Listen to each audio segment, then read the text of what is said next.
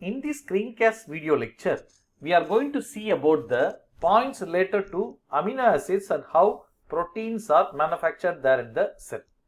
Amino acids are organic compounds that are made up of elements such as carbon, hydrogen, nitrogen, oxygen and sulfur. Especially nitrogen will be present there in the proteins. Amino acids serve as a basic building blocks for the protein molecule. In turn, protein molecules serve as a biomolecule of the cell.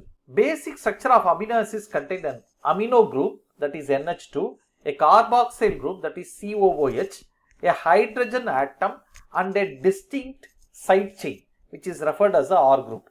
In the different types of amino acid, the side chains will be commonly varying. So this side chain will be attached there to the central alpha carbon atom. Two types of amino acids will be commonly present. The L forms of amino acid, that is levorotatory amino acids, are commonly required for the living organisms, that is in the manufacture of proteins. Whereas D forms of amino acids are dominating there in the bacterial cell wall and they can be present in the antibiotic produced by the bacteria. In living organism, there are 20 standard amino acids that may combine to form into different proteins there in the living system. Amino acids are classified based on the properties of their side chain, that is the R groups that have been present. Based on that, they can be classified as a non-polar, that is hydrophobic group of amino acids. Then the next one is a polar, that is hydrophilic group of amino acids. And third one is a positively charged, that is basic amino acid. And the fourth group is a negatively charged or acidic amino acids.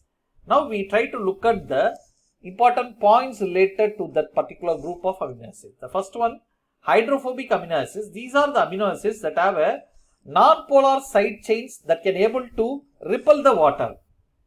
Examples of these amino acids includes glycine, alanine, valine, leucine, isoleucine, methionine, phenylalanine, tryptophan and proline. They are commonly found in the interior walls of the cell membrane where they maintain the proper protein structure by mainly repelling the water molecules.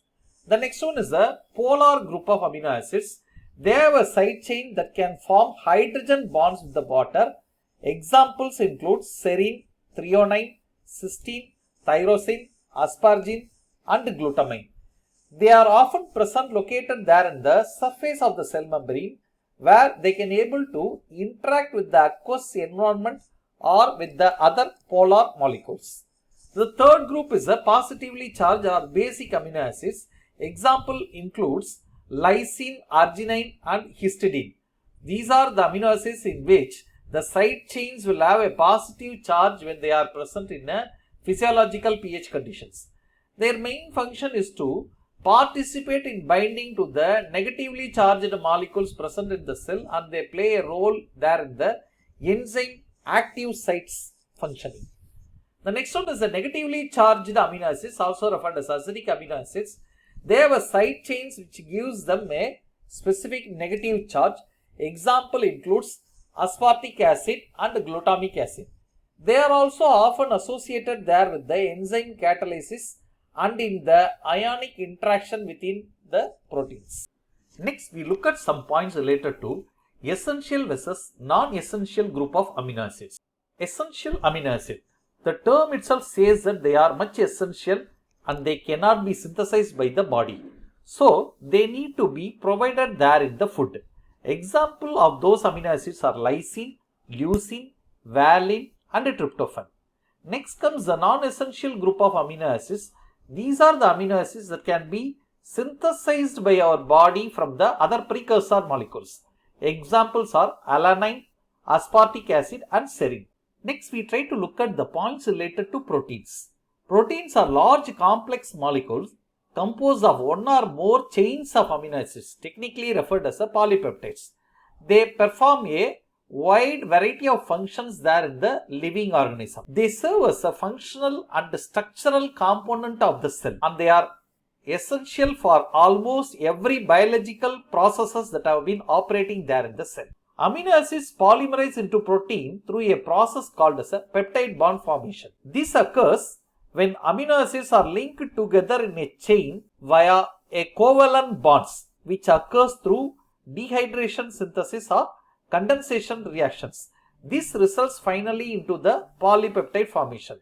The process of polymerization occurs during the translation stage, especially in the ribosomes, wherein the amino acids are added one by one to the growing polypeptide chain based on the nucleotide sequences that have been present there in the mRNA molecule. So this is the structure of an amino acid. You can able to see a amino group, then a central alpha carbon atom, and in the right side a carboxylic group, and then you can also able to see the side chain which is referred there as a R group. The next diagram shows how by dehydration synthesis, dehydration means water is being removed. So by dehydration synthesis or condensation reaction, there a peptide bond could be established between two different amino acids, which in turn results in the formation of the polypeptide molecule. Next, we look at the classification of proteins. Proteins are classified based on their structure, composition and function. The first one is a structural classification of protein. Here there are two types. One is a fibrous protein and another one is a globular protein.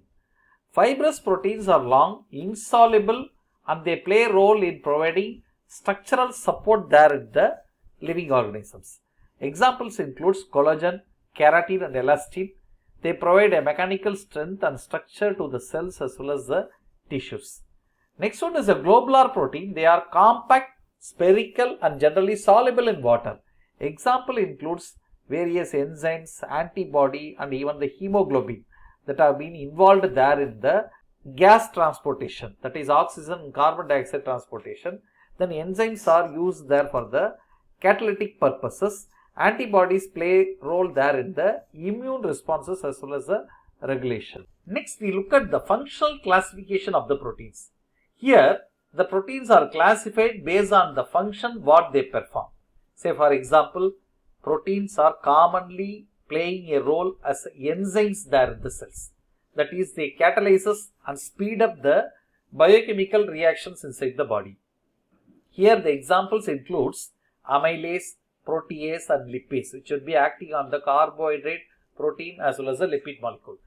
Thus they facilitate biochemical reaction in metabolism, digestion and also in the DNA replication. The next one is role of proteins as a transport molecule. They carry molecules across cell membrane or throughout the body also. Very classical example is a hemoglobin that is involved in the carrying of oxygen. Apart from that, there is lot of other proteins that are involved there in the transport of various ions and nutrients. The next one is a storage protein. These are some kind of protein that have been involved in the storing of some special structures or special components such as metals or amino acids. Classical example is the ferritin that have been involved there in storing the iron, whereas casein is a milk protein that have been involved in storing different kinds of amino acid, calcium and even phosphorus that are required for the nourishment of infants. The next one is a contractile protein. These are the kind of protein that have been involved there in the muscle contraction as well as the movement. Very classical example is actin and myosin that facilitate movement within the cell and in the body. They are playing a major role there in the muscle contraction and expansion. Next one is defensive protein. These are all the proteins that have been circulated there in the body and they are involved in a immunological protection against the pathogen that attacks the body. The example is antibodies, which are also referred as immunoglobulins, which are capable of identifying and neutralizing the foreign invading organisms such as bacteria and viruses. The next one is a hormonal protein. They are the group of proteins that are regulating the physiological processes, mainly by transmitting the signals. Example here includes the growth hormone and insulin. Say insulin is the one which can able to control the blood sugar level there in the body. There is a lot of other growth hormones that can able to coordinate the body functions and they can able to regulate the growth. The last one is a receptor protein. These are all special proteins that have been present there in outside of the cell, which plays role in receiving certain signal from the environment or in an adjacent cell. This particular signal will be further passed on and it creates a signal transduction there in the cell. Here examples includes insulin receptors that are involved in transport of the insulin hormone, and then the G protein coupled receptors that transport signal from the outside of the cell and creates a lot of physiological responses there inside the cell. Next we look at the composition based classification of the protein. Here only two categories. First one is simple protein that are made up of only amino acids. Examples are albumin, which is the one made up of more cysteine as well as low amount of tryptophan. The next one is globulins that have been present there in the blood plasma that play a role there in the immunological functions, defense, transport as well as the enzymatic activity. The next one is conjugated protein. They are the protein that also found to have some non-protein component with them. Typical example is a heme protein, that is hemoglobin, which is a protein. However, it is been associated there with the heme group, a ring-shaped molecule that found to contain iron. The other example is a glycoprotein that were associated there with the carbohydrates. Finally, we look at the functions of the protein. The first role is structural support. Proteins like collagen and keratin provide a structural integrity there to the tissues, especially in the skins, bones and hair. Next one is enzymatic activities. Proteins are actually the catalysts of the cell that can able to catalyze the various biochemical reactions inside the cell, which are essential for the cell metabolism and energy production and required for the DNA replication. Next one is the transport. Proteins like hemoglobins are playing a major role in transport of oxygen and carbon dioxide in the cells. Apart from that, special proteins such as permeases are playing role in the transport of various molecules and ion and nutrients across the membrane. Next comes the defense. Proteins are involved there in production of antibodies that actually protects the body against various pathogens. These antibodies such as immunoglobulins will be identifying and neutralizing or killing the pathogens.